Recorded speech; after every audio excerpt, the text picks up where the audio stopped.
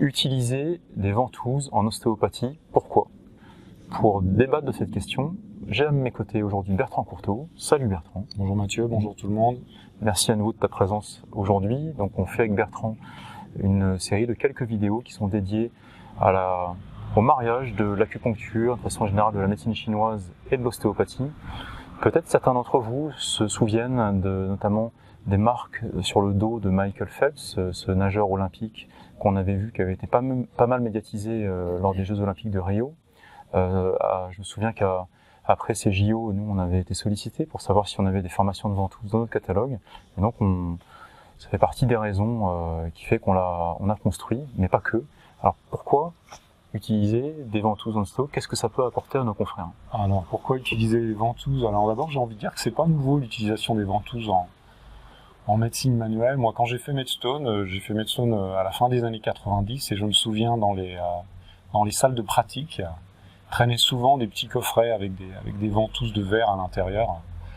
Celles qu'on peut toujours trouver aujourd'hui si vous faites des vides-greniers en province ou même à Paris, vous pouvez trouver des ventouses, des boîtes de ventouses assez anciennes.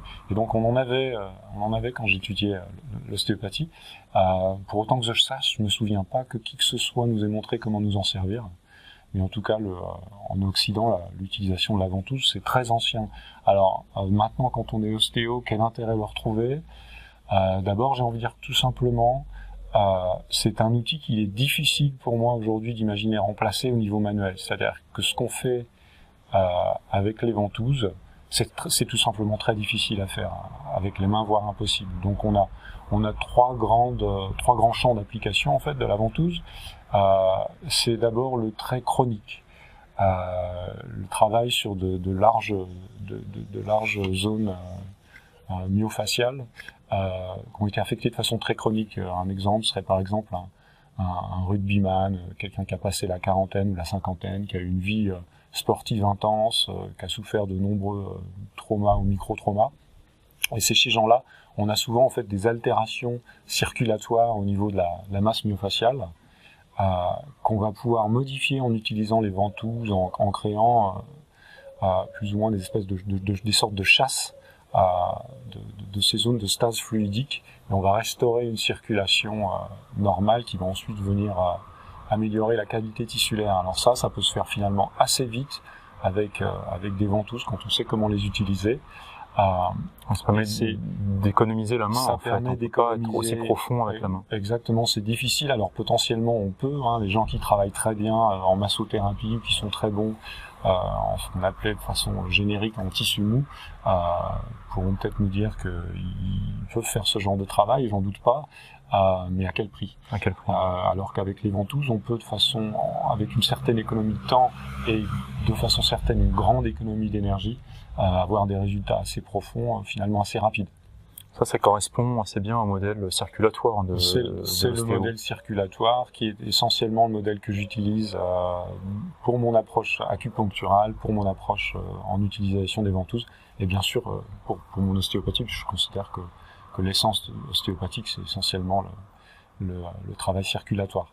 Donc il y a deux autres champs d'application aussi des ventouses quand on est ostéopathe, c'est le travail du fascia superficiel en particulier. On peut l'affecter avec un palpé roulé, on peut faire des choses comme ça qui ont leur utilité. Mais la ventouse ancienne en verre ou la ventouse moderne en silicone sont également des très bons outils pour travailler le fascia superficiel sur des zones soit traumatisées, des zones qui ont souffert par exemple de travail chirurgicaux ou cicatriciels, voilà, c'est le terme que je cherchais, merci. Ou également sur des zones quasiment jamais sollicitées chez un sédentaire, par exemple la zone axillaire, elle est très utile dans le cadre des algies de l'épaule à travailler au niveau du fascia superficiel. Et ça, c'est une bonne partie de mon cours, et c'est vraiment à ce niveau-là, la ventouse est vraiment un outil très utile et très efficace. Et puis le troisième champ d'application, alors tout le monde s'y intéresse pas, c'est quand même à l'origine quelque chose qui relevait totalement de l'ostéopathie, c'est le travail des infections. De façon traditionnelle, et dans l'ensemble du monde là où les ventouses ont été utilisées, on s'en est beaucoup servi pour le travail pour la thérapie des infections pulmonaires. donc dans le cadre d'un prodrome infectieux sur la zone pulmonaire. Un prodrome, pour ceux qui connaissent pas le terme, ça veut dire signe avant-coureur. Voilà, c'est ça, exactement. Donc quand on a un patient entre les mains qui est sur le point de développer un rhume, un coryza, une bronchite, une grippe, bien si vous le prenez à temps, en respectant et en suivant certains protocoles assez particuliers avec les ventouses, on peut avoir des très bons résultats. Et les patients sont rarement demandeurs en première instance de ce genre de choses parce qu'ils sont peu informés de nos capacités à ce niveau-là. Mais vous pouvez assez vite vous faire une petite réputation sur ce genre de choses et les gens vous en sont très redevables. Voilà. J'ai lu un peu aussi sur l'utilisation dans le secteur cosmétique, enfin, le domaine cosmétique. Ouais. Alors effectivement, alors tu sais que c'est pas ma spécialité, loin de là, mais effectivement. Je veux dire que tu te fais pas des ventouses. J'ai arrêté. Non, j'utilise pas beaucoup les ventouses en cabinet, encore moins sur moi pour des raisons cosmétiques. Mais on peut les utiliser dans deux cas principaux. C'est le cas de la cellulite, je te remercie. Il y a certains types de cellulite qui répondent effectivement très bien à l'application fréquente, voire quasi quotidienne de ventouses.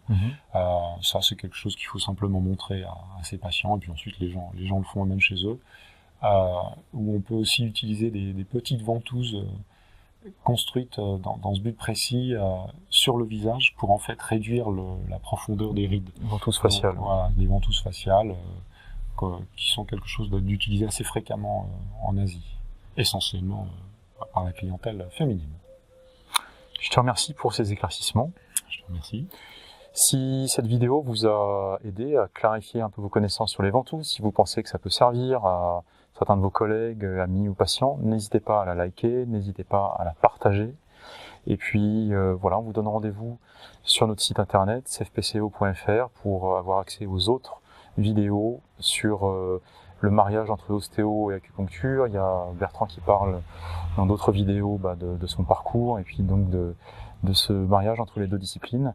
Merci pour votre attention et n'hésitez pas également à regarder le programme de cette formation qui dure 1 jour et qui pourra vraiment élargir votre champ d'expertise. À bientôt.